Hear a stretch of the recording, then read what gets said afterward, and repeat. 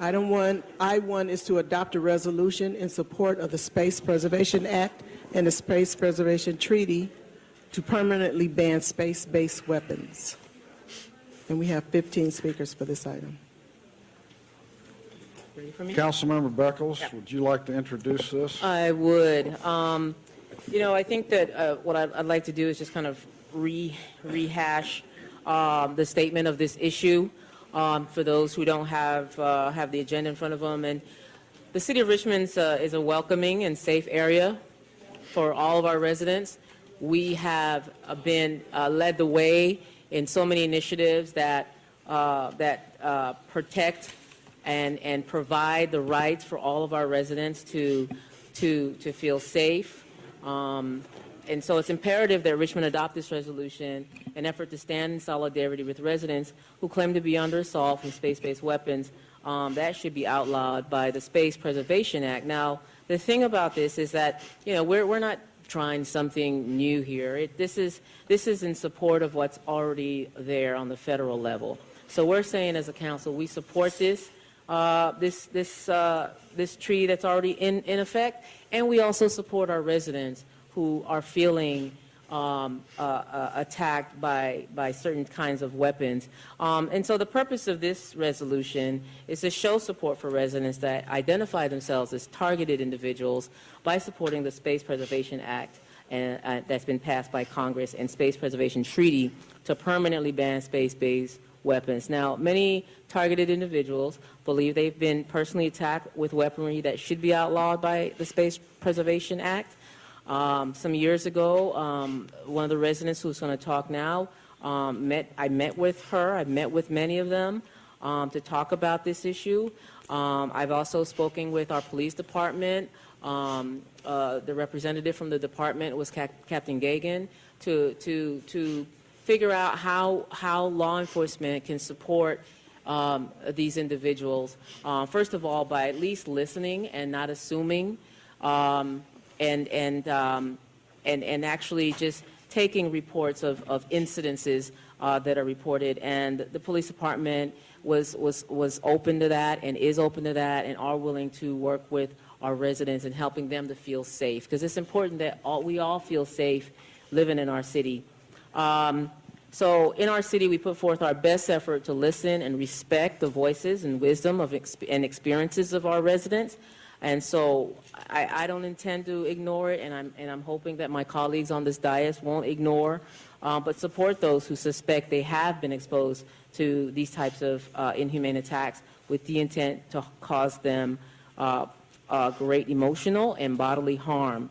And I'm encouraged by these residents, these citizens of Richmond who've stood up to protect other residents here. And I'd like to encourage other officials at the local, the state, and national level to explore methods to expand support to all residents. And as you can see, those of us with an agenda in front of us and those who don't have an agenda in front of you who may be watching or the live cast on the web, is that there is no financial impact to this.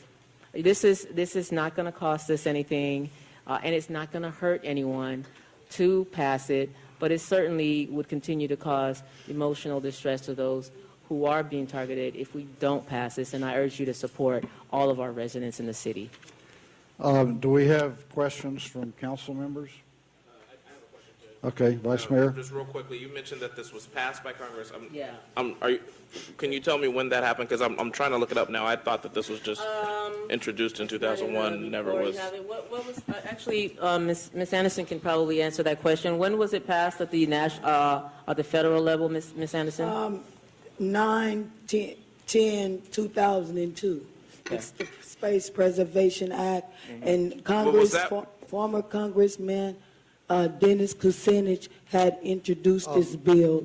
We're sort of getting out of our process here. I think. Do you have other questions?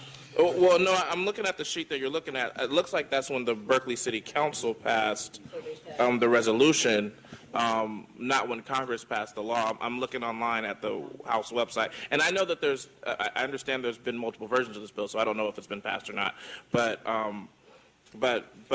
from what it looks like here, it doesn't look like that version was passed by Congress, so I don't know if it was. But I understand the Berkeley City Council passed it on 9/10 of 2002. Yes. Other questions from the council? So I had a couple of questions. I'm looking at the resolution, and it talks about the Space Preservation Act. Can you tell me exactly what act that was?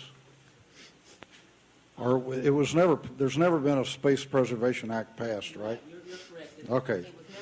It wasn't passed.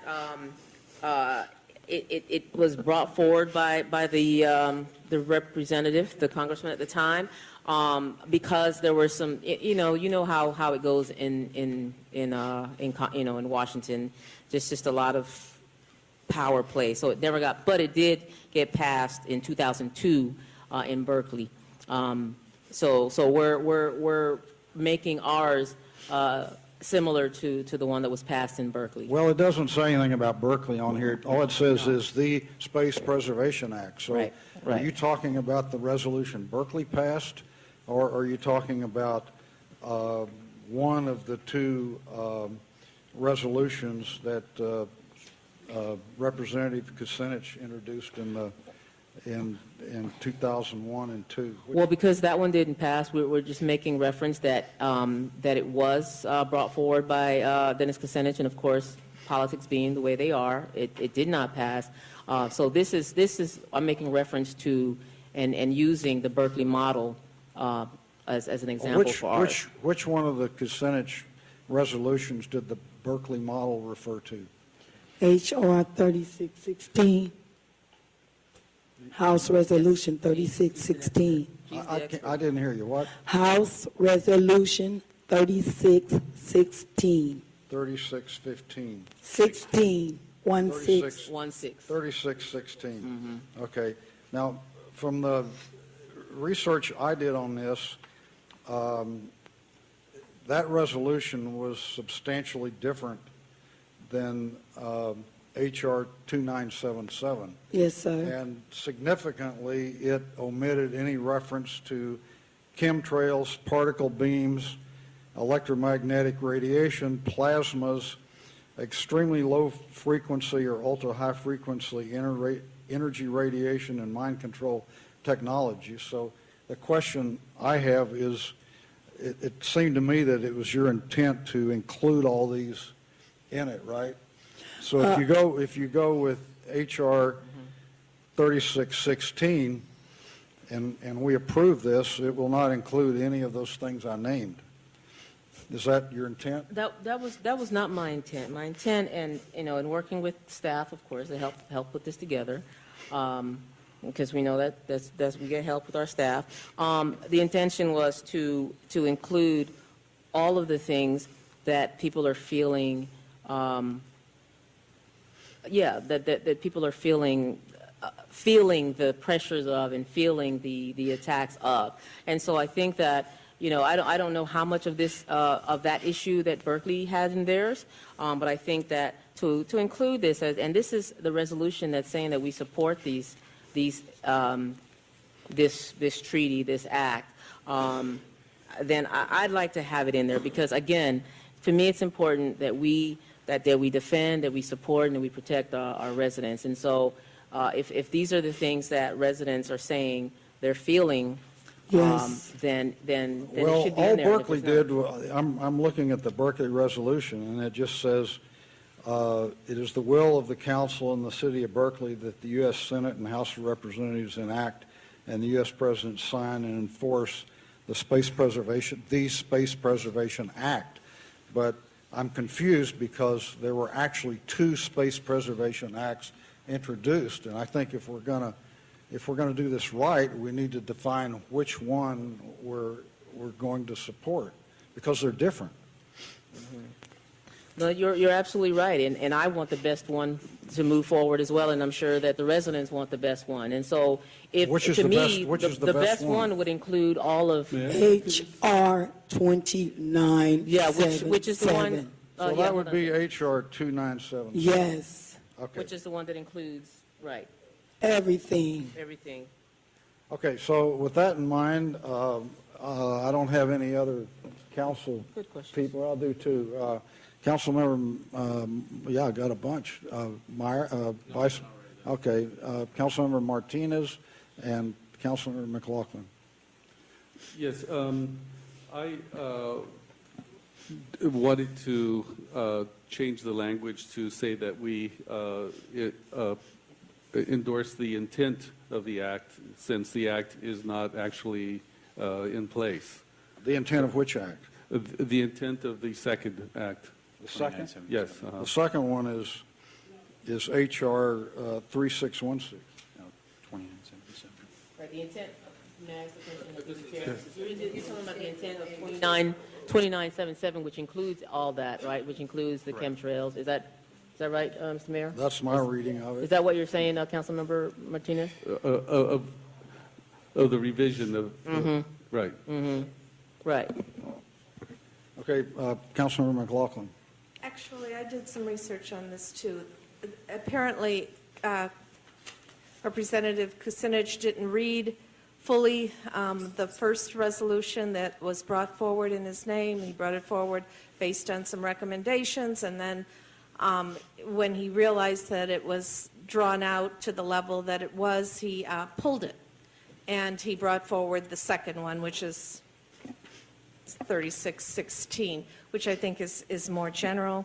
Many of us remember, just to share some input going back, many of us remember in the 80s, Ronald Reagan put forward the Strategic Defense Initiative, which was later dubbed Star Wars. You know, Yes, ma'am. That's where this all came from. Basically, it was to put weapons technology in space as a global shield, as a supposed defense against China and the Soviet Union.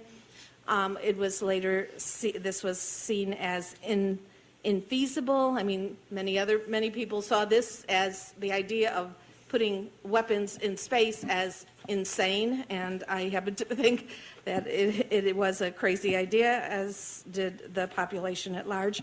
Then the Clinton administration in 1993 morphed it into the ballistic missile defense, later in 2002, which is currently now the Missile Defense Agency. But also along the way in 2002, Dennis Kucinich introduced this bill, and it's the second one that he fully introduced, 3616, which basically called for a ban on space-based weapons. And then it was, I think it was just introduced. A co-sponsor was Representative Barbara Lee, and at a certain point, this Space Preservation Act that was just introduced was brought to the UN, and a space preservation treaty was linked with it, and actually the UN had previously addressed, established, I guess, the basis for this treaty by saying that they wanted a permanent ban on space-based weapons that passed in the United Nations by 156 to 0. Then Berkeley supported the 2002 Space Preservation Act, and I believe also the Space Preservation Treaty. So that's what Councilmember Beckles is referring to in terms of the resolution that she's brought forward. I don't see how anyone cannot support not having weapons in space when it's clearly been supported by the UN and also been supported, been clearly stated by many experts that it's infeasible, this original Ronald Reagan plan to dubbed as Star Wars. I think the resolution is fine as it is. It basically says, you know, the residents, the well-being of our residents is of importance to us, and it also, you know, it doesn't, you know, state pro or con in terms of what individuals are saying, but it just refers to the fact that our residents deserve, you know, to be protected, and in general, it states that space-based weapons is something that the city of Richmond does not support. Okay, so would you call the public speakers? Speakers are Amy Lee Anderson, Jesse Beltran, Dr. John Hall, Dr. Edward Spencer, Ben Collindenson, Lisa Becker, and Derek Robinson. Amy Lee Anderson. Yes, So could you come to the Okay, yes, podium sir. over here to speak, please? Your name?